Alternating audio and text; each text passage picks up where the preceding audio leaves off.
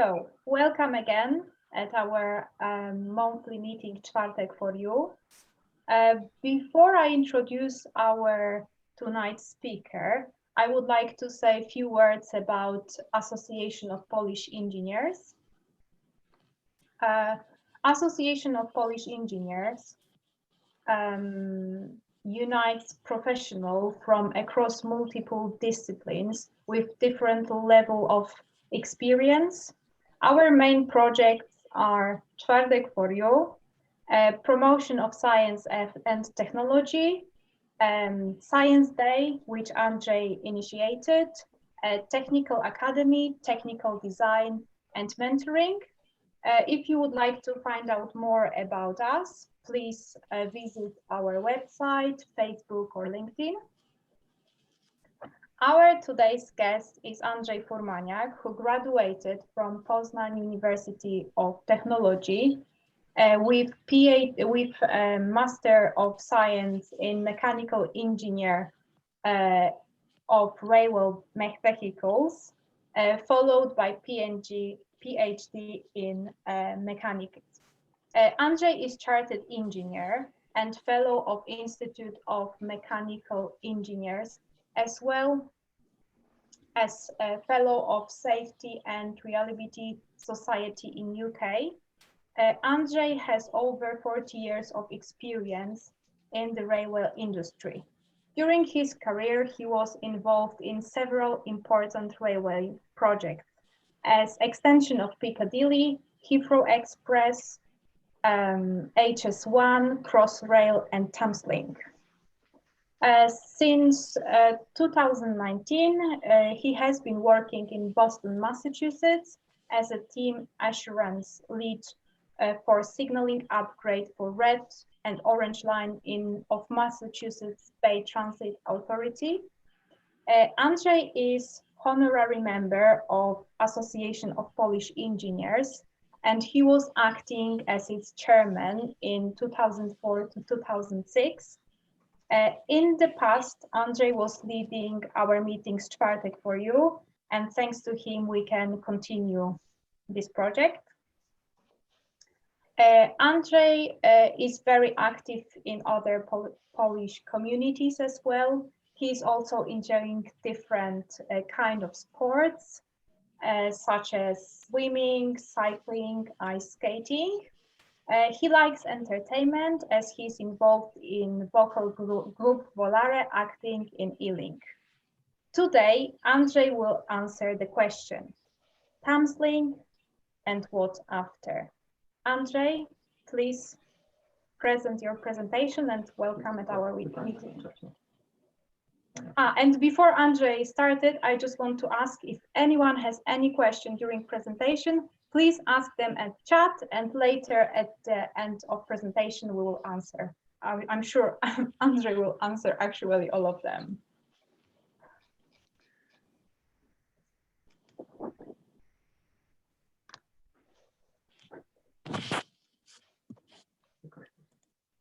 Gosia, you might need to stop sharing your screen.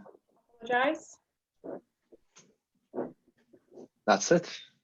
Thank you.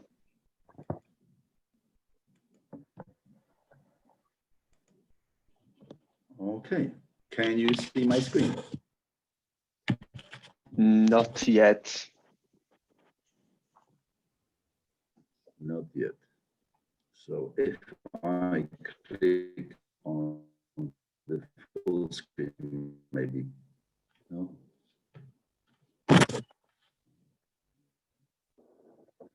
The connection is unstable. This is, I've gotten information, but not necessarily, it shouldn't.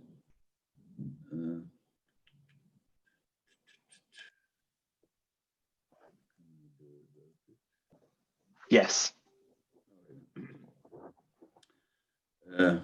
So I'll make it full screen better maybe. Okay, good evening or good afternoon in Boston, Massachusetts.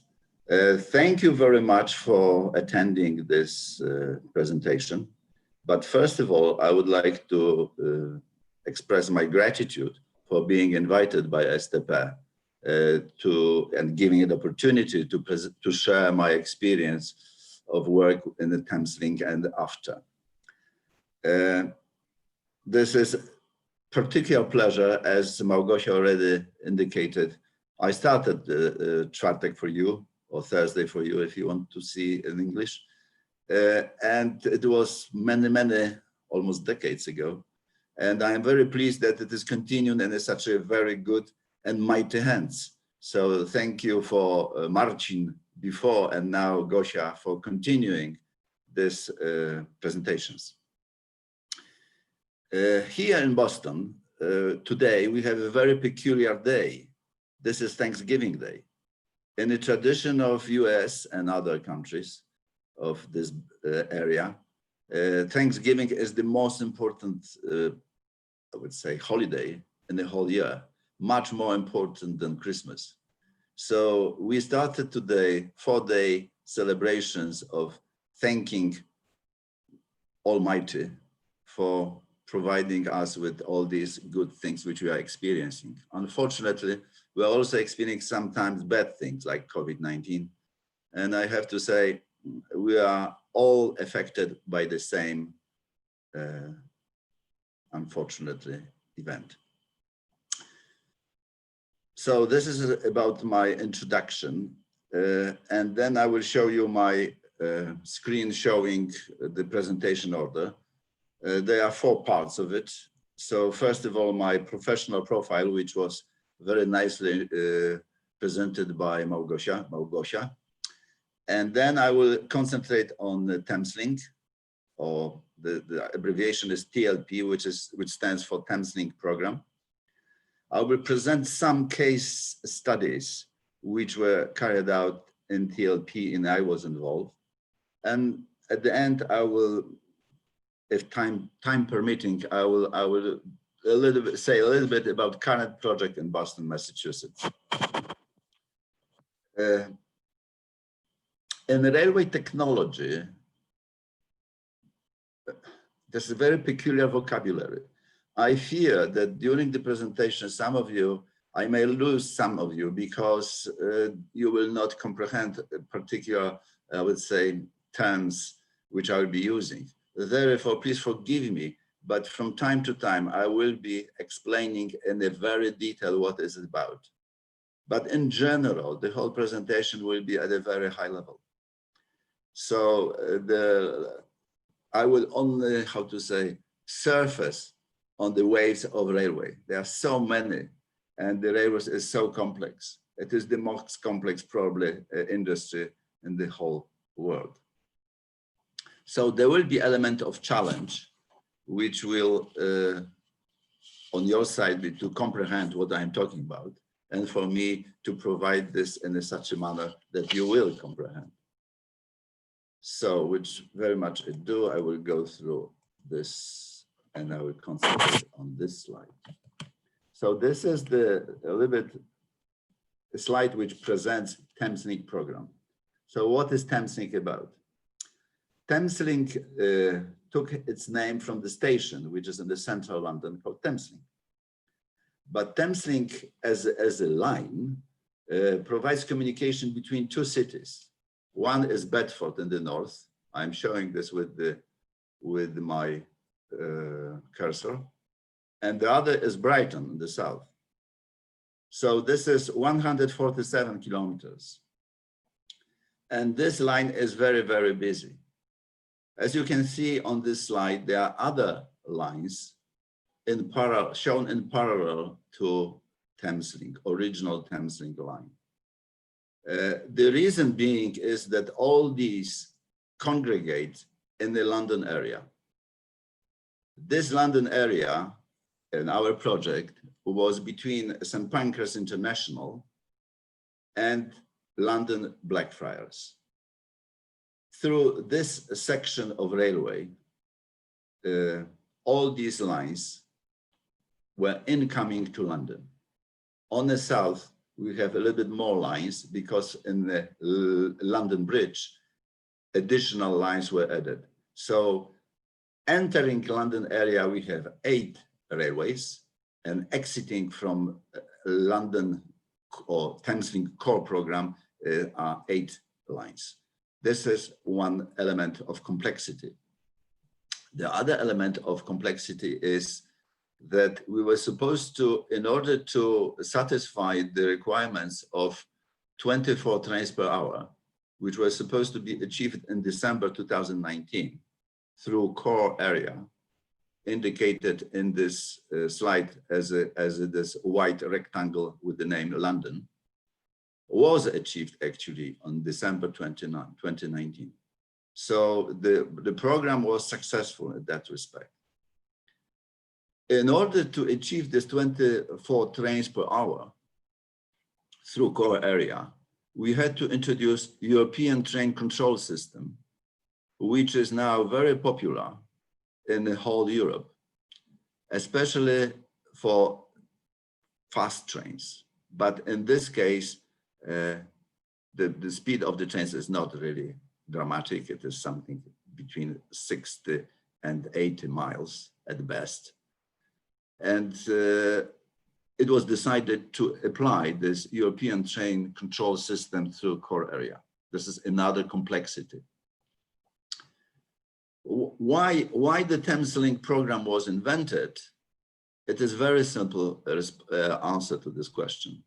Because London area being so populated and having so many people commuting to London for work, it was necessary to increase the frequency of trains as well as the length of trains. Before the Thameslink program started in 2008, we have through core area, Thameslink line was having 8 trains per hour. So in other words, we were having something like 8, more or less 7, 8 trains per hour every minute through core area. In order to satisfy this desire to provide better capacity of railway, we had extend the number of carriages in trains from 6-car configuration at maximum to 12-car configuration. So as you can see, we received in a way triplication of the frequency from 8 to 24, and by elongation of trains to 12-car configuration, we doubled this. So the impact still is tremendous. But there are consequences of this particular extension. First consequence is structural, that because of the longer trains, every single station had to be elongated to 240 meters. It's platform, of course. So the platforms had to be elongated in order to accommodate these longer trains. Of course, longer trains not necessarily go through all these lines shown on this slide, but from Bedford to Brighton, yes, they are. And they are going in 12-car configuration. Therefore, it was 115 stations which had to be, in a way, improved.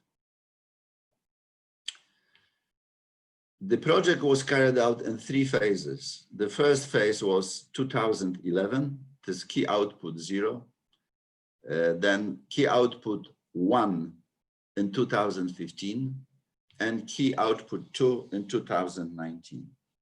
So at key output 0, we were still have 8 trains per hour. In key output 1 in 2015-16, we had 16 trains per hour. We achieved 16 trains per hour. In key output 2, we achieved 2019 trains per hour.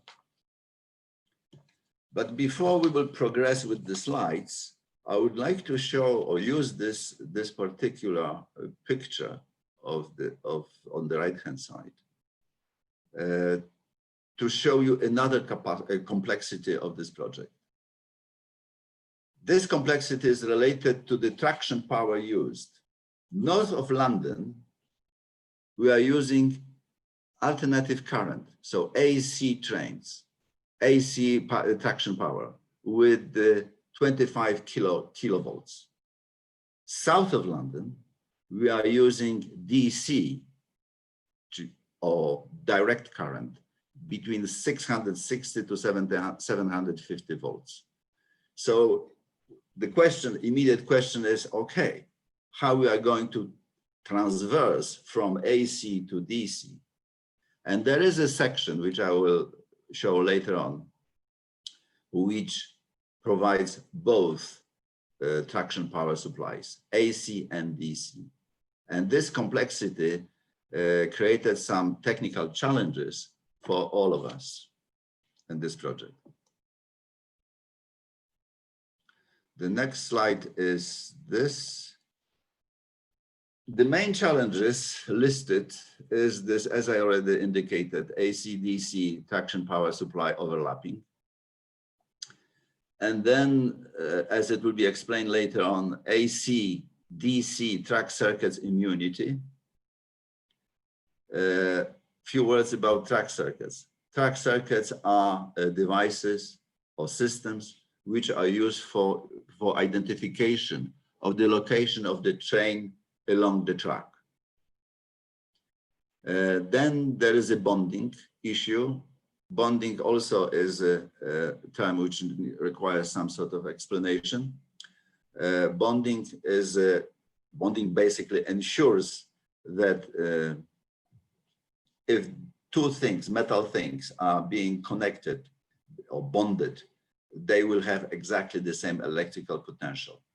So that means that we will not get electricity buildup in one equipment or between two different equipment. So in other words, if there's no potential, there's no current flow can take place between two bonded bodies because they have the same potential. I will talk about bonding later on. And then the next one is DC straight current. Those who were quite observant and look at how the train being propelled discovered that in some cases, the train is taking power from the third rail.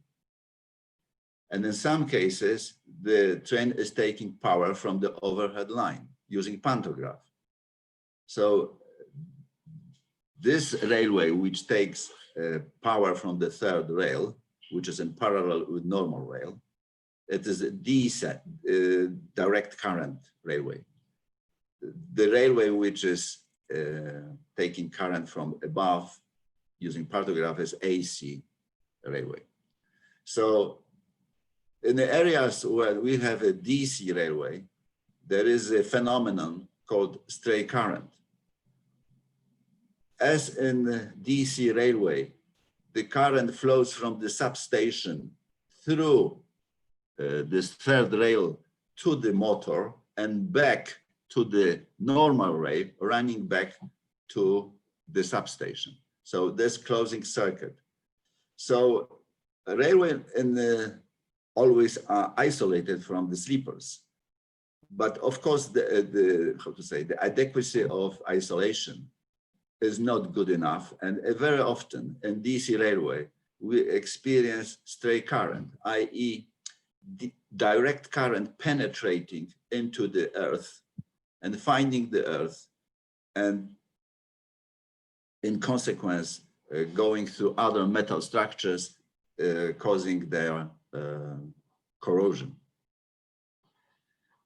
The next main challenge is listed is arcing. Arcing at insulated rail joints.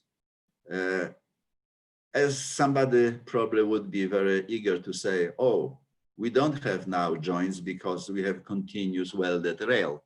This is true, but in some cases, the joints still remain.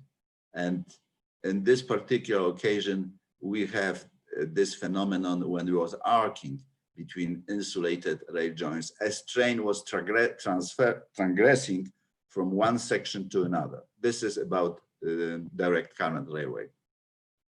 We have, of course, electromagnetical capability and electromagnetical interference issues, which were amongst others main challenges. And in addition, this particular railway is interfacing London Underground, Crossrail, and other lines.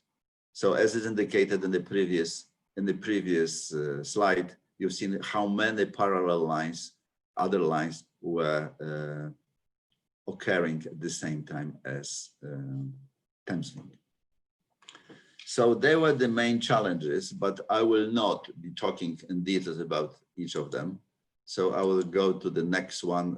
I will show some case studies in order to show you a little bit more details, but still not much.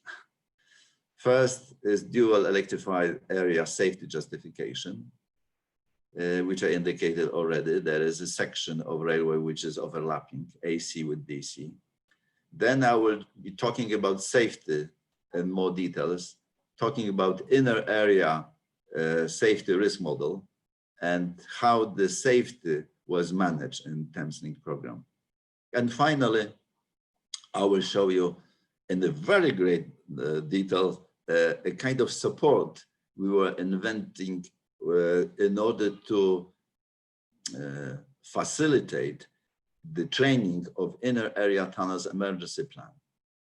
Because what is worth mentioning, that the whole program was carried out when all railways were operational. So therefore it took so long.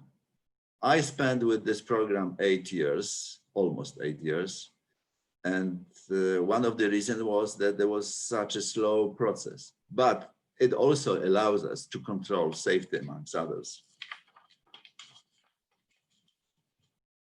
Now going to the next one, which is dual rectifier area safety justification. I will show you only a few details of it. Between Farringdon Station and City Thameslink and Blackfriars Station is the area called dual rectifier area. What does it mean? It means that up to Farringdon, we have a DC current supply by Farringdon substation, Ludgate Cellar, and Southwark. So this substation provide power to all these elements of this railway. On the right-hand side, from Blackfriars Station, to put you into kind of context, is a routes which are leading to either London Bridge or to Elephant and Castle. On the left-hand side,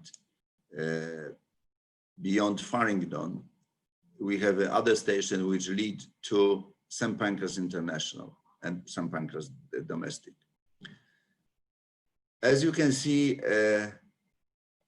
from City Thameslink to whatever is on the left-hand side beyond Farringdon Station, we have 25 kV alternate current. So the challenge was to provide safety justification for dual rectifier area. That was the main occupation of me during this project. And what I did, I followed we actually, because it wasn't single-handed, there were people involved in it.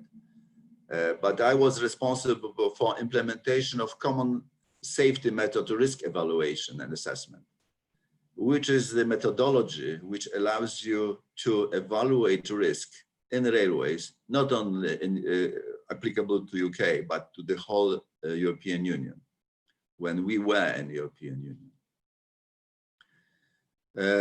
Good thing about this common safety method, called in abbreviation CSM, was that it is us, UK, who invented this in the first place. So it was very easy to apply.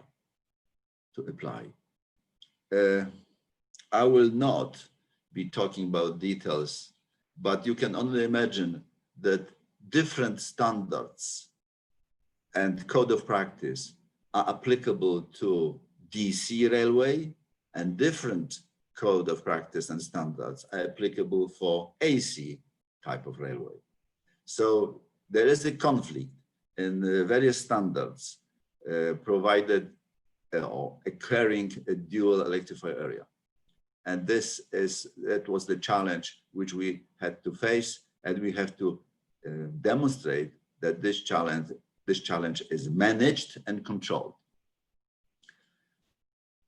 Okay, I will not, there is one interesting feature which I would like to show, which is related to stray current. As you can see, if the rail is continued from right to left and it is welded, there will be a problem of stray current being exported from DC part of railway to not only to other sections of railway, but up to 25 AC. So the stray current would freely flow from there to end of the DC east or west in that case, west towards 25 kV in York. So therefore the designers introduced a DC isolation section in the vicinity of Blackfriars Station. You see Blackfriars Station below?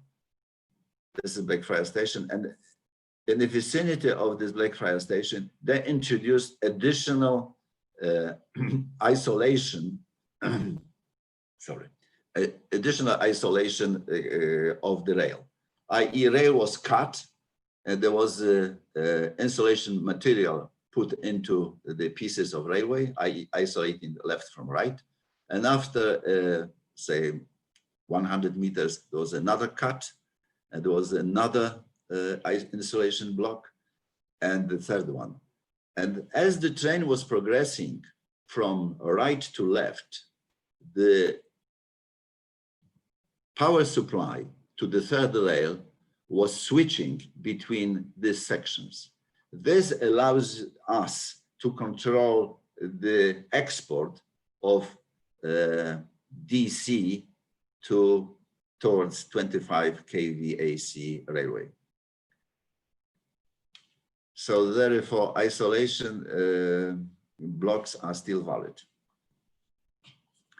Now, going to next one. I was talking about AC and DC track circuit immunity. Few words about track circuits. As I said, they've been invented for many, many decades to control and to identify the position of the train. And it constitutes of the wire being extended along the rail, on both rails, and connected to the source of power, small source of power between 1.5 and 12 volts DC.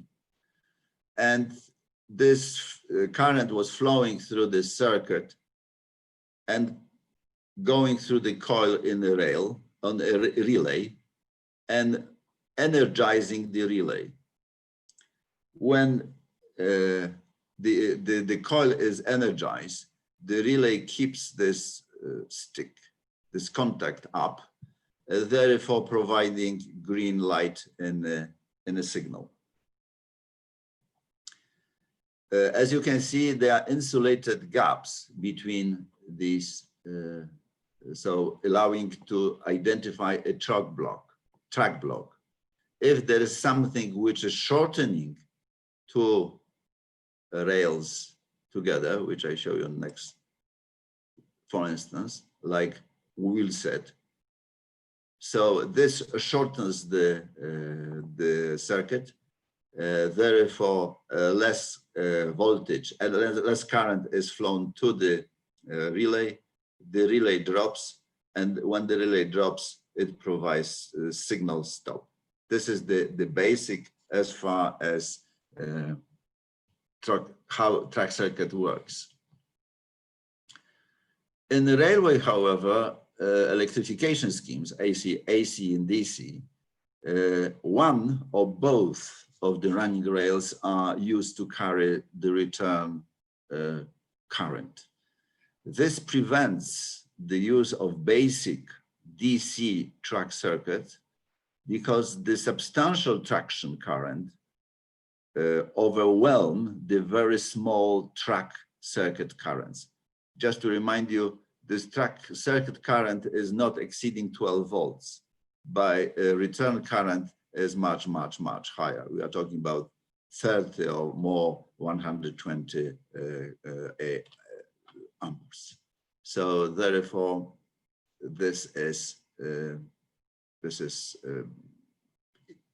immune to some extent. However, where DC traction is used on the running line or on tracks in close proximity, then track circuits cannot be used.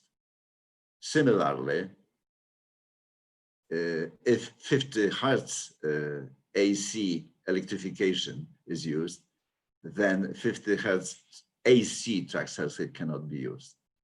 To accommodate this difference or this phenomenon, so the AC track circuits are used alternating current signals instead of direct current. And typically the frequency, AC frequency, is in the range of audio frequencies between 91 Hertz up to 10,000 Hertz. However, as modern railway or modern track is often continuous, as I already said, the joints being welded during installation. So this offers many benefits, but to all of others, but not to signaling system, which no longer has natural brakes provided by these joints. And therefore, it will be difficult to form block sections. So the only method to form discrete blocks in this scenario is to use different audio frequencies in each block section. I will not progress on this complex issue, but actually what we were supposed to do is, hold on. So we were supposed to deal with three types of track circuits: direct current track circuits, which were used in alternate where 25 kV power supply was provided. Alternate current was used in track circuits where DC existed, and audio frequency otherwise where continuous rail exists. There was a lot of safety analysis related to the performance of the tracks in each particular case. Next one is bonding. The bonding phenomena is, as I said already, bonding ensures that two things which are bonded will be at the same electrical potential. That means that we would not get electricity building up in one equipment or between two different equipment, because no current flow can take place between two bonded bodies because they have the same potential. Why bonding and what type of bondings? So we have at least four types, main sorts of bonding. The first one is structure bond, when the rail is connected to the traction mast where we have the AC traction power, or to the structure when we have other type of traction power supply. This structure bond is very important because it leads or directs current, if necessary, leaking current, i.e. stray current, if necessary, to so-called sacrifice earth.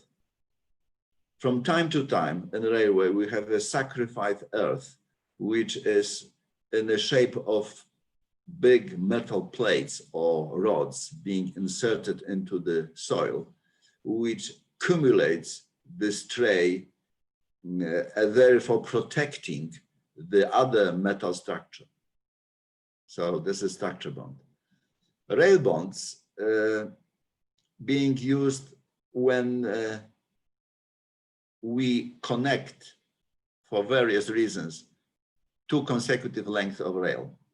So they are also called longitudinal bonds. If we have a sometimes when you go to old railway, you can see there are being fish plates, which are connecting two pieces of rail. So, and you will notice that this fish plate is also, has also a wire connecting these two pieces, because fish plates itself is not providing conductivity good enough. Then we have a cross bond, which is provided between two rails of a track or two rails of an adjacent track. It is also called transverse bond. Transverse bonds being provided when you have a multiple tracks running one next to the other. And finally, we have impedance bonds.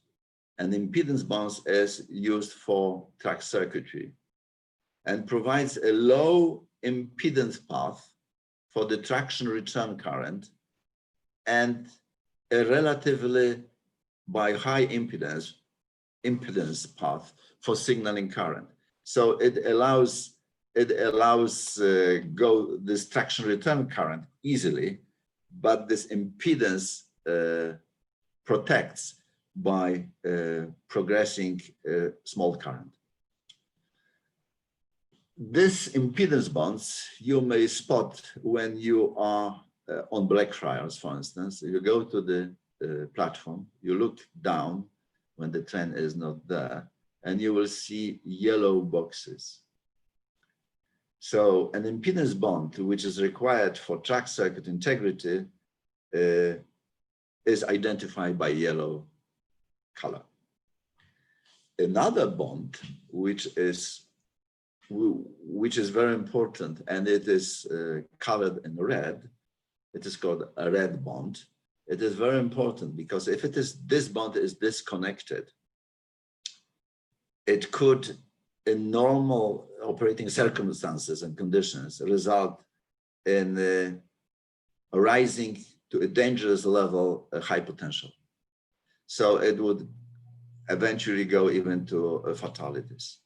So these various bonds, sometimes, especially in dual rectifier area, one was in a way working against the other. So we had to be quite, I would say, specific how we will be applying these bonds in order to provide operability at the same time safety. So this is about bonding, which I will not dwell more, and I will go directly to inner area safety risk model. Those who are associated with railway, they are aware that there is a safety risk model produced by RSSB. RSSB stands for Rail Standards and Safety Board. They invented more or less 20 years ago a tool which allows to evaluate the safety for various categories of users of railway. And this tool was also used for TLP. RSSB invented, the tool invented by SSB is applicable to the whole UK. But we, in this project, use this tool and reduce this to TLP only. So we used safety risk model in a way tuned to TLP only. And according to this model, we evaluated what was the risk, safety risk in 2008, i.e. before we started the program. And then what would be the case if increase of from 8 to 24 trains per hour, increase of power supply, increase of number of passengers used, despite the fact that we will use the standards and codes and a code of practice, we will expect a certain increase of risk. And this is indicated by yellow histogram, yellow part of the histogram. Now, our ambition was to limit and reduce this yellow bar to lower level, but this could be only reduced when we apply certain new requirements, special operation and maintenance procedures, which are prepared for TLP. And we were expecting that we will be reducing this natural increase of risk to lower level. And our ambition was even going further. We wanted to demonstrate that we will be reducing the risk for a particular user below the level which we were experiencing in 2008. So level of safety factors factored by increase in number of passengers is shown on this. That was our ambition.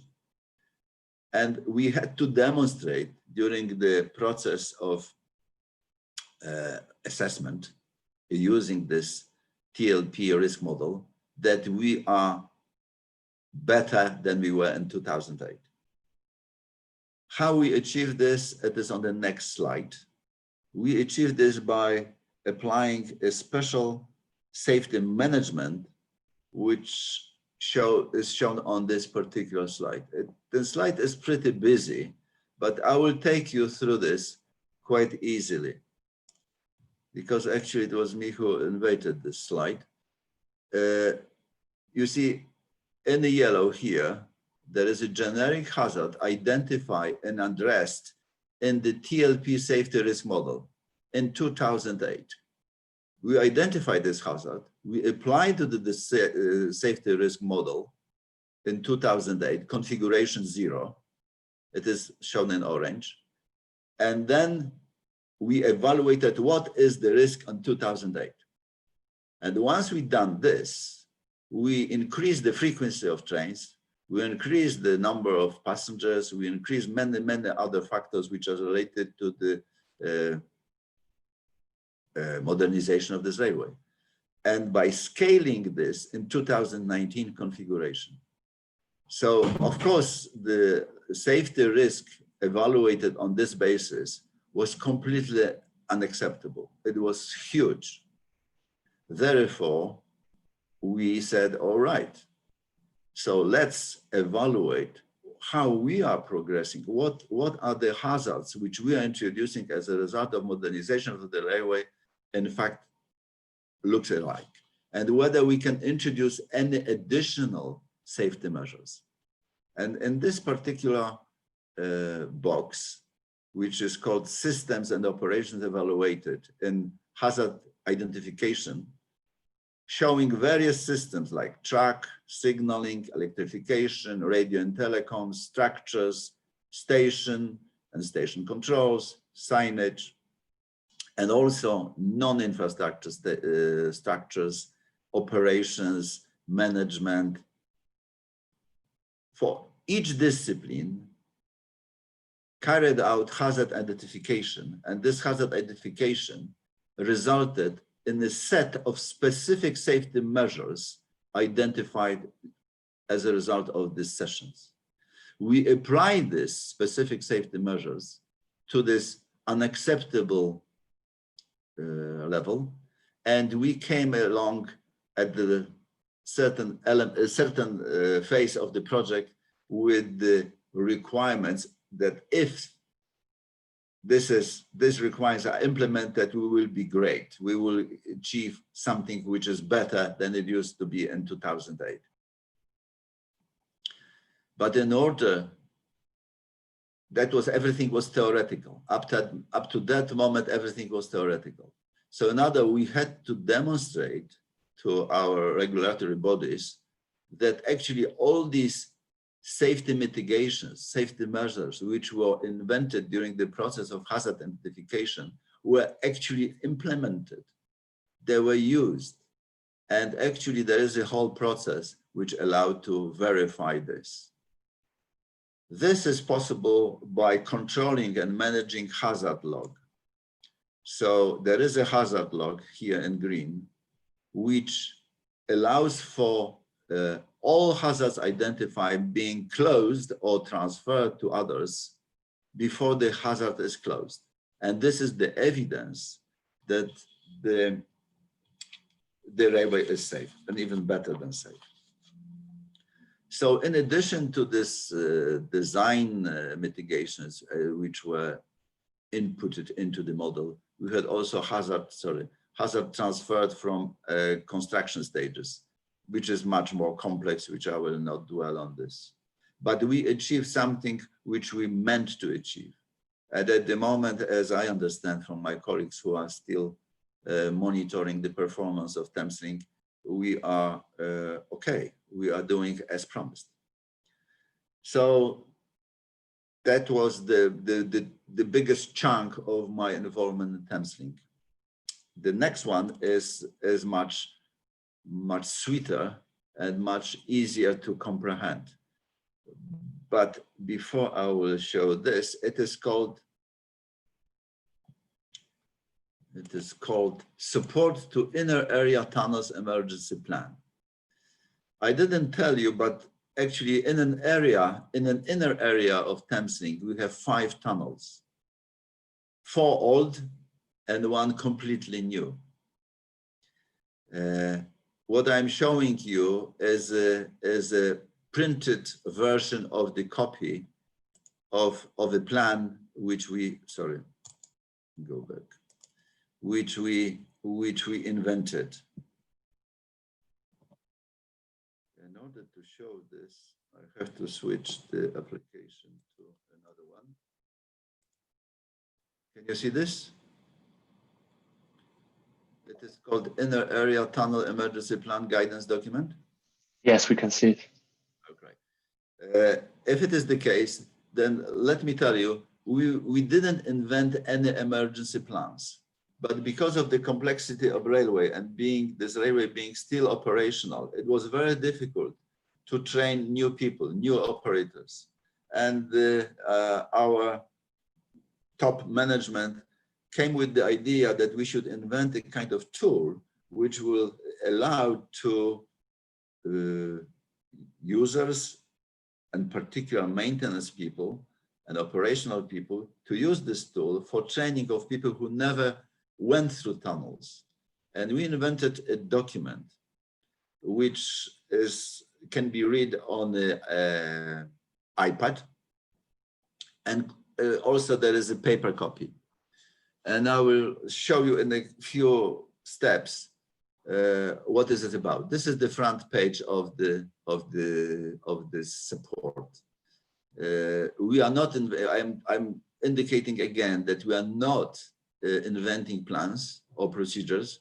We are only helping to implement the existing plans and procedures by various users in emergency. What are the users? You can only imagine. There will be fire brigade, there will be London ambulances, there will be metropolitan police, there will be maintenance people, there will be emergency action people who will be dealing with the derailed or collided train. There is a lot of stuff which has to be consumed by so many users. So the structure of this support is like this. In electronic copy, if you have an iPad with 9.7-inch Retina display or similar model, then you can use this. You can click on this and you can see 5 tunnels, 1, 2, 3, 4, and 5. Between tunnels, you have stations: Blackfriars, Farringdon, King's Cross, Thameslink, which is disused at the moment, and St. Pancras. The station is disused, but the tunnel is used. So as you can see, the first page is showing the tunnel. If you have a situation that you are interested in particular tunnel, you click on this tunnel and it takes you to a particular page, which I showed you before, this page, okay? So in printed copy, you have left-hand side and right-hand side. Everything which is provided by icons on the left-hand side is explained on the right-hand side, but an electronic copy is much simpler. If I take you to the electronic copy, you will see the key symbols. If you are not familiar, that you can see the main symbols used in emergency are rendezvous points, access points, evacuation route, assembly point. So navigation is very simple. You can click and you're going back. And you are interested, just for argument's sake, in canal tunnels. You click on canal tunnels and you immediately go to the map. And this map is showing you what you can see on the left, what is in the tunnel, and what you can see on the right is which is on the surface. So this particular tunnel extends between St. Pancras and the place on the east side of behind King's Cross. As you can see, if I would like to, if I am, say, a fire brigade and arriving, so I would like to see what is the access point. So access point in St. Pancras is 03. From the other side of the tunnel, i.e. from this side of the tunnel, is 02. If I would like to see how it looks like, I can click on this, say, for argument's sake, I click on this, and it takes me immediately how it looks like on the surface. So I arrive to this particular location. At this location, as you can see, is given by a geographical location, which can be put into the device. Is a description of how you open the gate. And then once you open the gate, you progress. You progress, opening, going further down. There's another area. You can going down. You can go down. You can go along the route. You can access another point. You can turn left, and you can see the outcome, the entry to the funnel. Actually, this is the exit of the canal tunnel. So you turn left, and you are on this up track. You click further, and it shows you that at a certain point there is up and down. You have to decide whether you're going up and down. And then anytime you can go back to previous version, to previous element, or you go back to the map. So this is basically the idea which is used. If somebody is in the canal tunnels and would like to contact emergency services in terms of electrification, it clicks on the icon of this, and you have telephones immediately available. So you have Derby control route, you have electric control in York electrification, and so on and so forth. And you go back. So this is the tool which we invented. We call it the cherry on the cake, which was extremely well received by those people who never been in a tunnel, because they, without going physically, they could immediately go and see what it's about. So, with very much ado, I will go to the next one, which is, hold on, I will go to this presentation, yeah. It doesn't work.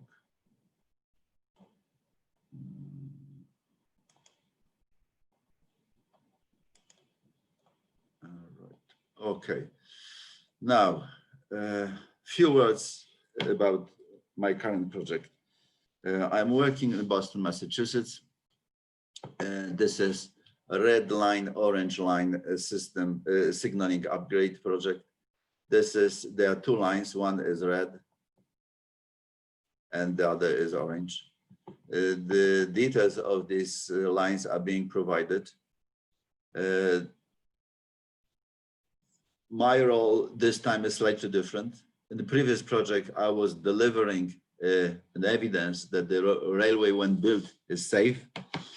In this project, I am acting on behalf of the client, which is Massachusetts Bay Transit Authority, and I am checking people like me before now whether they provide enough evidence to use as an argument that it is safe when it is completed. So this combines two, the safety certification process is applied to products which are new to MBTA, it is a type approval, and the other is an incremental upgrade, because this is also a railway which is live. So we have to work on the live organism. So what are the products which are new? There are two products. One is audio frequency track circuit, which is delivered by Alstom, and vital and non-vital processor, which is working together with this audio frequency track circuit. What is important, because this is a live railway, we are progressing with the implementation of these new products on a segment by segment basis. So you can see 1, 2, and so on. We are going from one to another. So one, we are happy and satisfied with the performance of one, we are switching to 2. There is, of course, interface issue, which is tackled by both teams. And in order to get this, the certification process goes through certain, I would say, circle.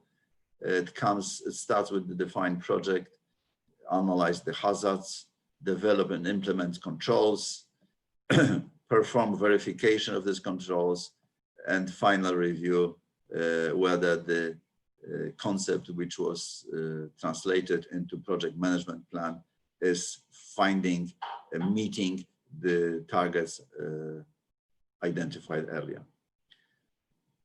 So that was the basics, actually, what I was going to say, and I'm happy to answer any question you may have, not necessarily technical. Thank you. Am I okay with time? Yes, you're okay. Thank you, Andrzej, for presentation. We have in our Zoom chat a few questions. So I'm not sure if our participants are happy if I just ask them by name and if they would like to ask them questions. So the first question, I think, is not connected with the subject. I think Tom Brodowski. Brodowski. Tom Brodowski. Okay, Tom, go ahead.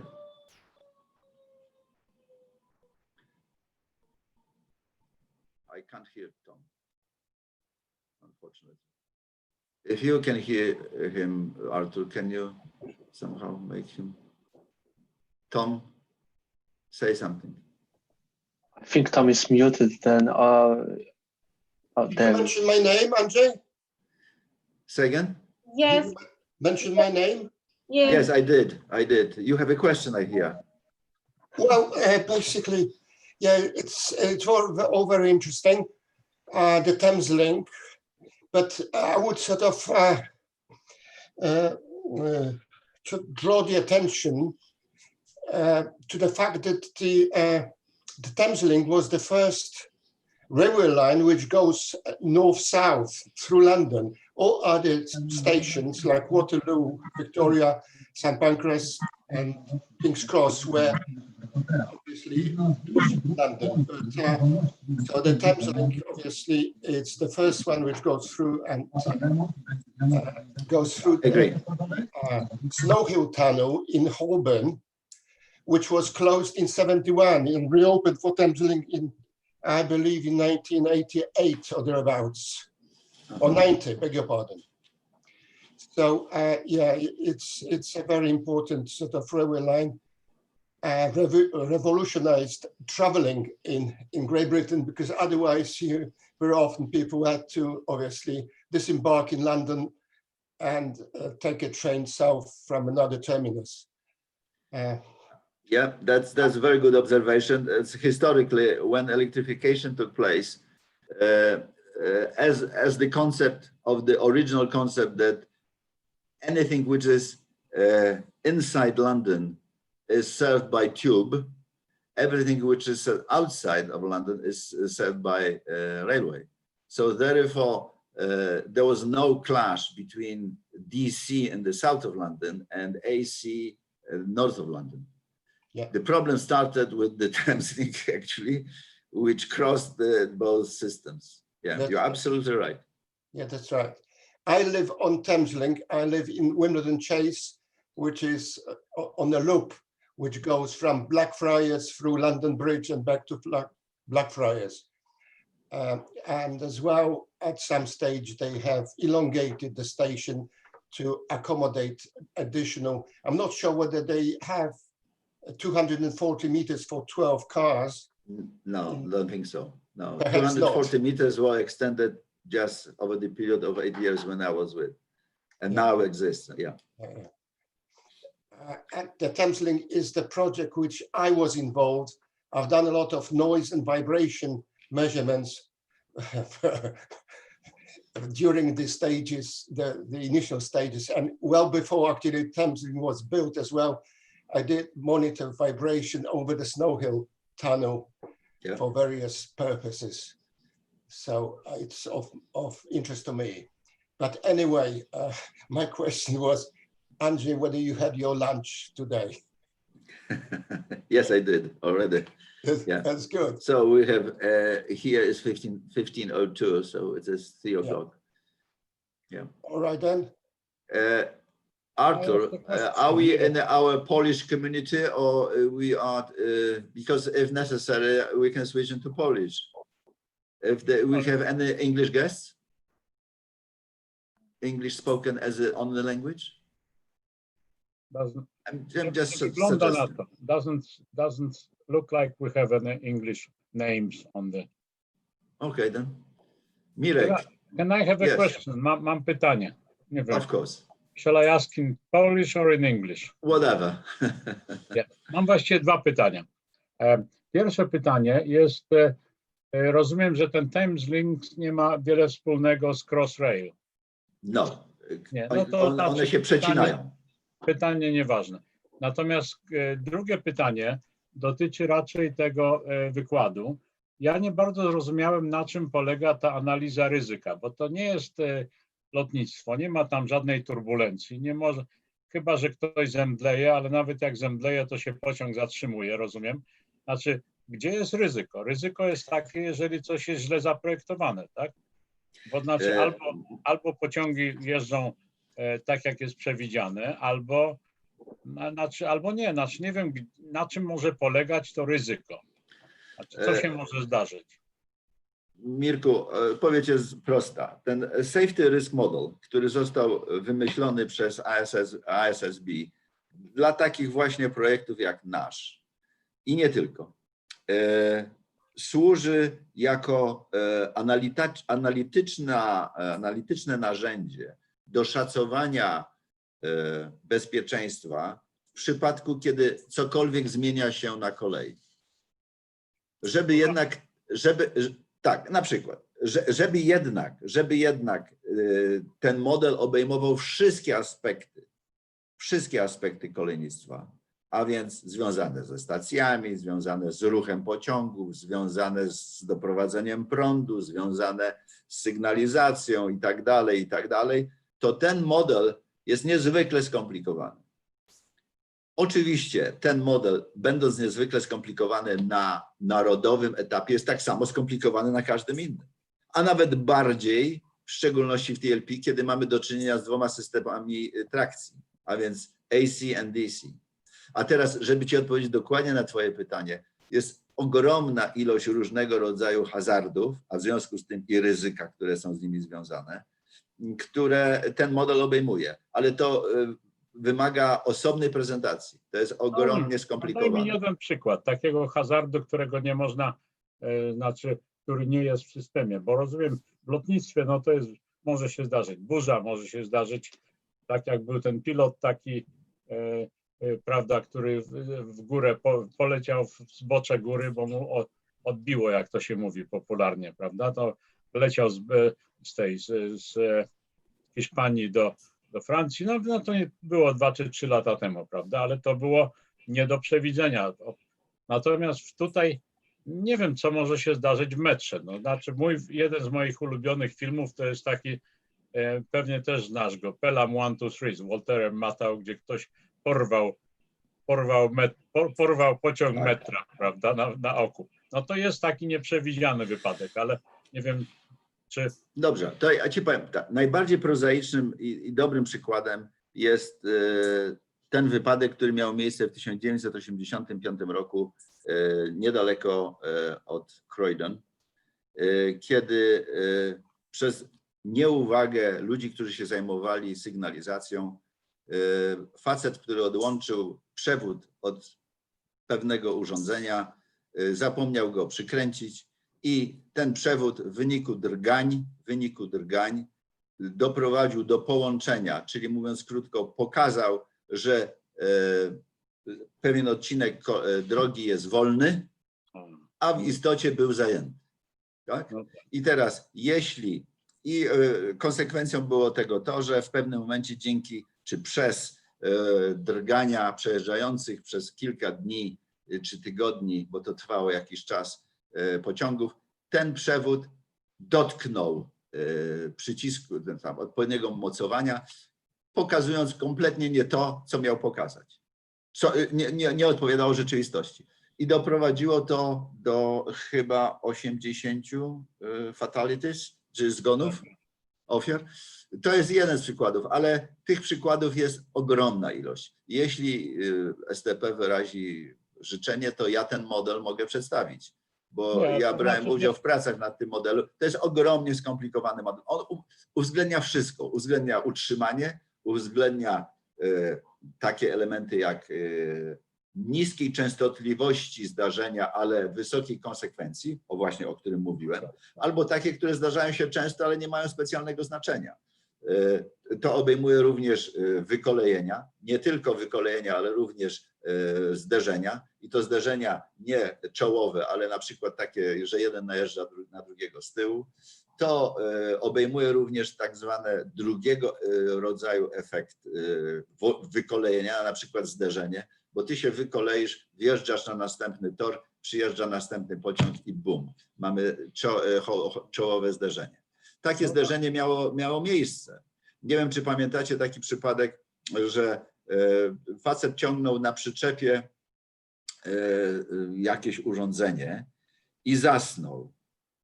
Zasnął i wjechał śpiąc, ponieważ nie było barier wokół tej drogi, więc zjechał z tej drogi śpiący z tym samochodem i obudził się dopiero, kiedy jego samochód wjechał na linię kolejową. Kiedy on to stwierdził, to go obudziło oczywiście, on wyskoczył, dzwoni do emergency, już było za późno. Już sygnalizator nie mógł zatrzymać tego pociągu. I co się stało? On uderzył w ten trailer, czy w tą przyczepę, wykoleił się i jechał przez 720 metrów najpierw na podkładach, potem wjechał na sąsiedni tor. W tym czasie z drugiej strony jechał pociąg towarowy z węglem i nastąpiło czołowe zdarzenie. 10 ofiar śmiertelnych.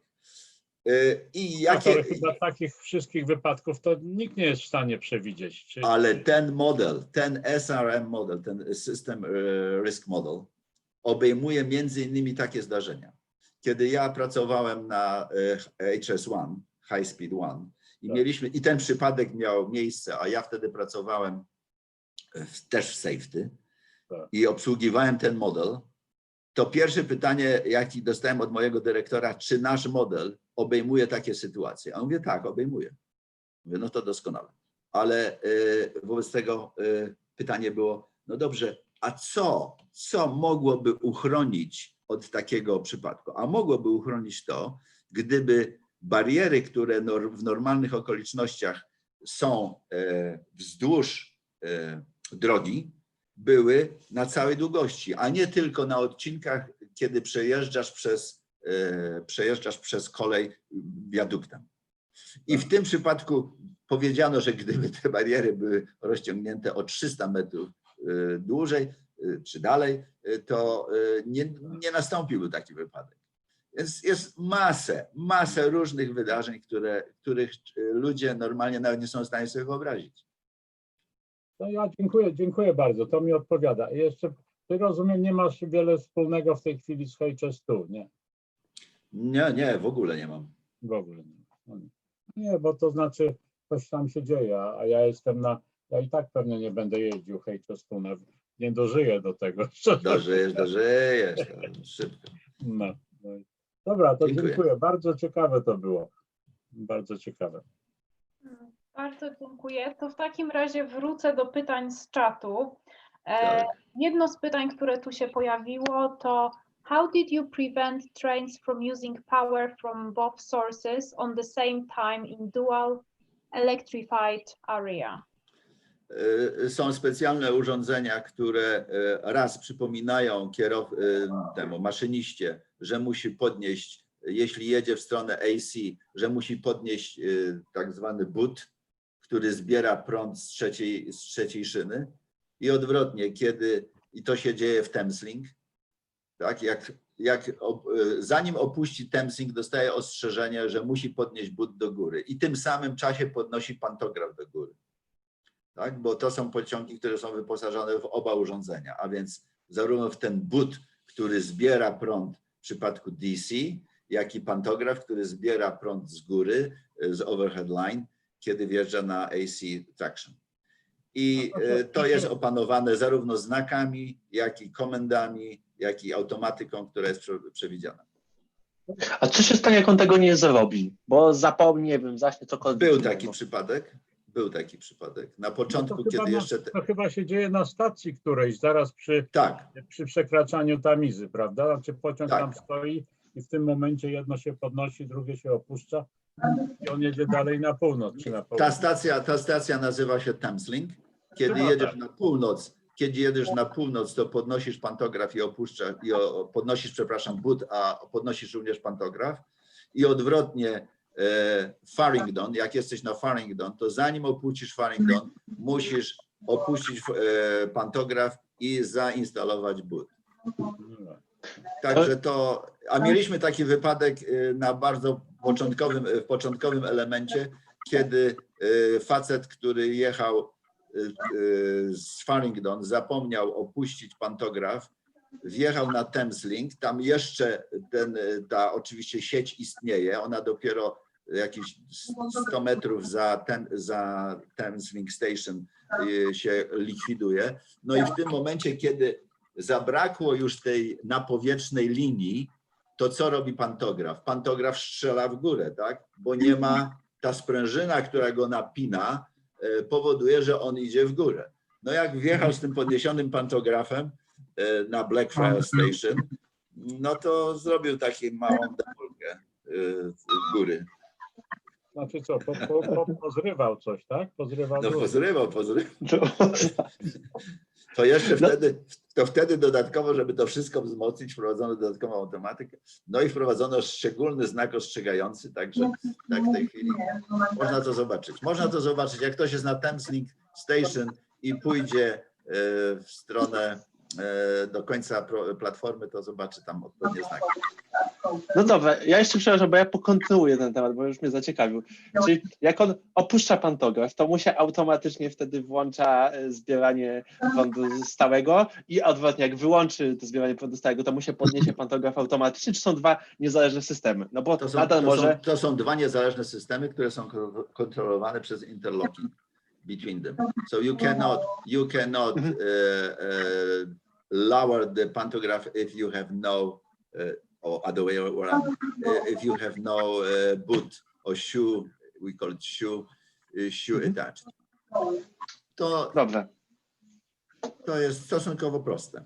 A jeszcze do tego dołączone są systemy spalinowe, bo jeszcze są linie, gdzie się przełącza z jednego na drugi, na trzeci chyba, tak? Nie ma u nas systemu spalinowego, ponieważ jak już powiedziałem, przez inner area, a core area of Thameslink, we have 5 tunnels i w tunelach się nie używa spalinowych pociągów.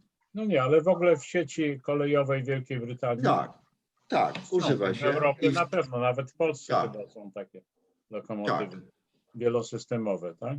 No są wielosystemowe oczywiście, ale to wtedy, kiedy jesteś w tunelu, to nie używasz spalin i na odwrót. No tak.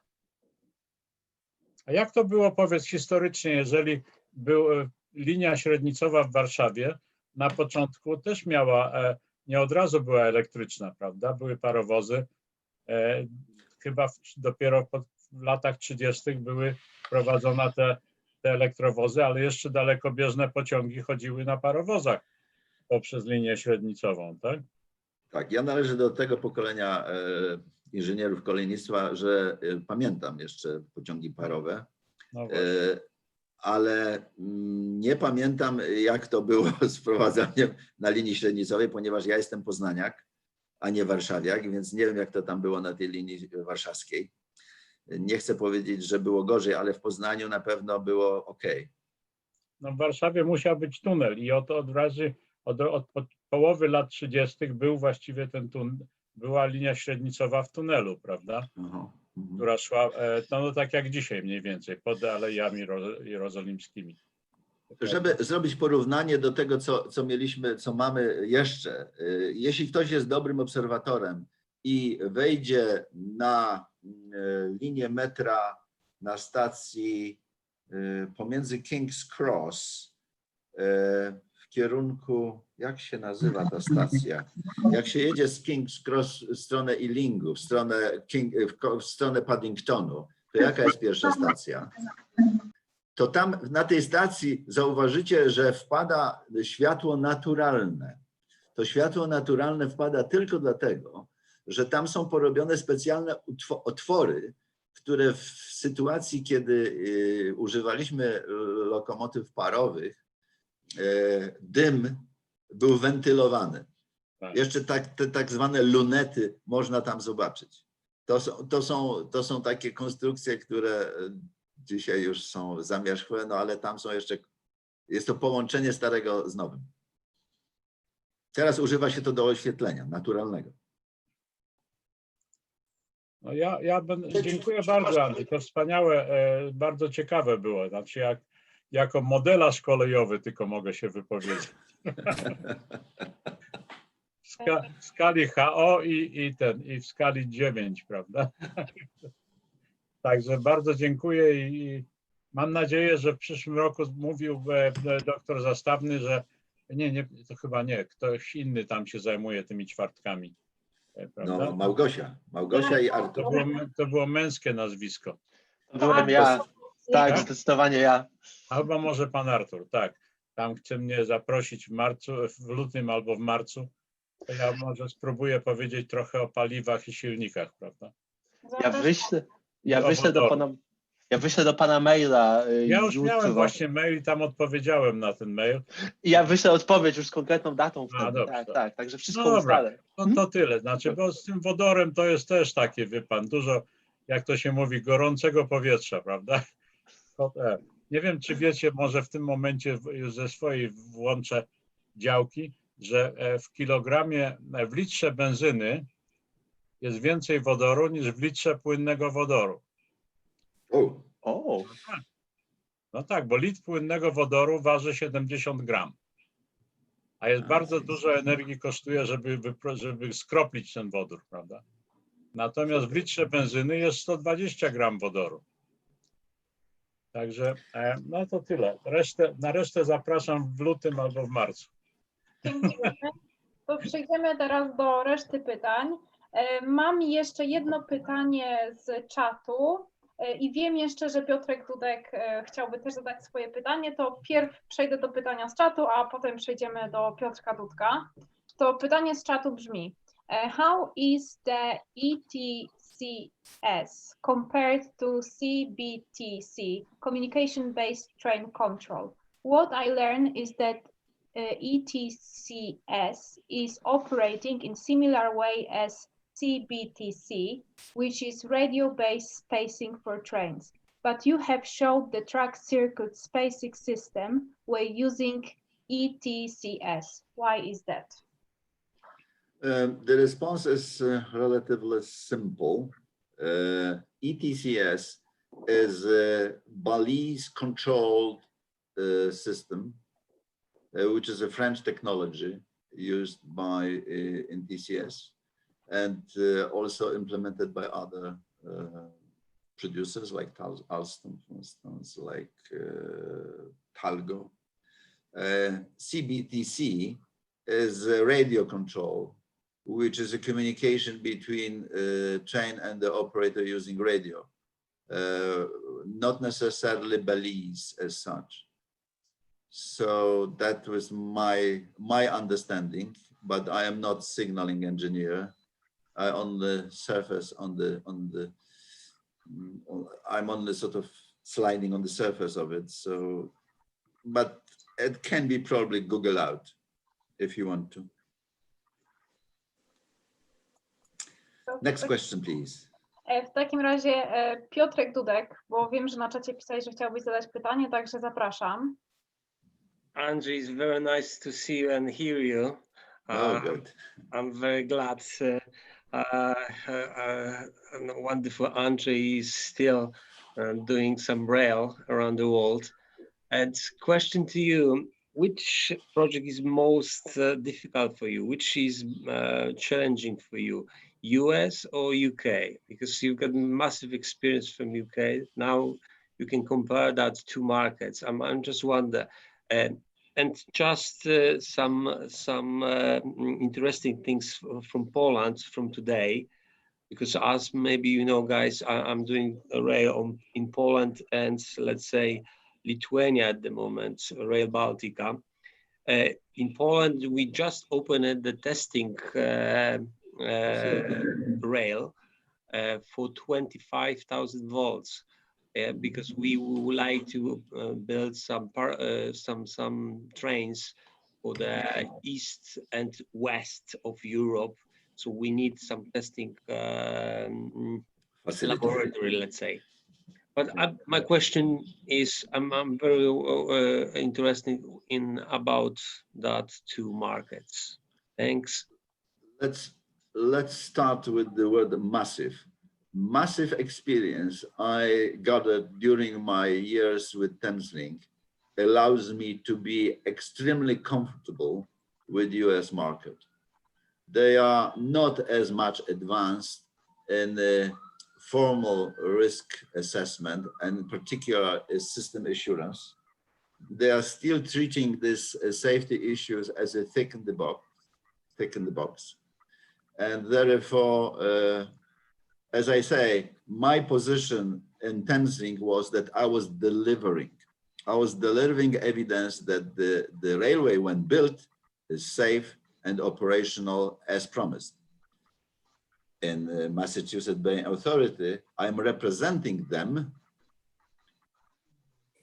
and checking the contractor, who is at the moment a consortium led by various institutions, but I think it's Barletta, VHB, but the technology provider is Alstom. I am checking them whether the argument they are providing in their submissions, system assurance related submissions, are acceptable. And I have to say that in many cases, there is a fight between us. But without this experience from Thameslink, from UK, I wouldn't be able to be convincing enough. Let's put it like this. That's it. Thank you. Thank you. Thank you. Do we have any other questions? Yes, I have, if I may. Zanim ci indyk ucieknie ze stołu, bo pewnie on tam się przygotowuje, Za 2 godziny. To dwie rzeczy, które mnie uderzyły właściwie, a zaciekawiły w tej prezentacji. Otóż ten safety model, który jest, to on w moim odczuciu dzieli się na dwa. Jeden to jest taki, który jest dla infrastruktury, czyli dla działania kolei, żeby kolej mogła w ogóle jeździć, prawda, łączyć się z jednego prądu na drugi, poruszać się i tutaj jest potrzebne to safety. To jest to safety po prostu dla transportu, to jest wewnętrzna, bym powiedział, sprawa, żeby bezkolizyjnie i bezawaryjnie i bezpiecznie kolej się poruszała. Następna rzecz to jest przewożenie pasażerów, czyli teraz w momencie, kiedy ma się odpowiedzialność za pasażerów, dochodzą inne czynniki związane z safety. To jest kwestia przepełnienia wagonów, źle zbudowanych peronów, to jest kwestia właśnie wypadków, który jeden opisałeś w bardzo ciekawy sposób, ale ja zaraz pomyślałem o tym, czy jest odpowiedź na to, gdyby spadł helikopter na te tory, bo byłaby odpowiedź na to, jak się stoczył pojazd i trzeba było budować tam bariery. Czyli modele tych bardzo rzadkich przypadków, ale w rezultacie które przynoszą straszne nieszczęścia dla ludzi w takich wypadkach, czy one są właśnie uwzględniane, bo dzisiaj to, co można zapobiec, to można zapobiec właśnie, żeby pociąg stanął i nie jechał dalej. Czy pociągi są wyposażane właśnie w nowoczesne środki radarowe, które pozwolą im właśnie zatrzymać się bez koniecznie interwencji przez różne centrale, gdzie jest bardzo duże opóźnienie. Czy taka sytuacja ma miejsce? Dobrze, zacznijmy od tego, że Safety Risk Model obejmuje zdarzenia, które są związane z infrastrukturą wyłącznie, ale również obejmuje zdarzenia, które są związane z ruchem pociągu. W związku z tym, żeby tak bezpośrednio odpowiedzieć na te przepełnienia i na te slip and trip i tak dalej, signage, tam jest ogromna ilość parametrów, które kontrybuują do szczególnego scenariusza. Powiem tak, że model obejmuje mniej więcej około 3,5 tysiąca scenariuszy wypadków, które mogą skutkować no, w nieszczęściu dla indywidualnego pasażera. Teraz, to jest odpowiedź na to pierwszą część. Druga część odpowiedzi jest związana z tą detekcją. Więc detekcja różnego rodzaju przeszkód na drodze jest możliwa dzięki urządzeniom, które są wzdłuż toru zainstalowane. Nie wszystkie urządzenia dają, urządzenia, które istnieją, nie wszystko rejestrują. A pociąg z kolei jedzie z zbyt dużą prędkością, żeby jakiekolwiek urządzenie zainstalowane na pociągu umożliwiło zatrzymanie go przed uderzeniem w barierę czy uderzeniem w jakąś obstrukcję, która po drodze się znajduje. Więc to jest w gruncie rzeczy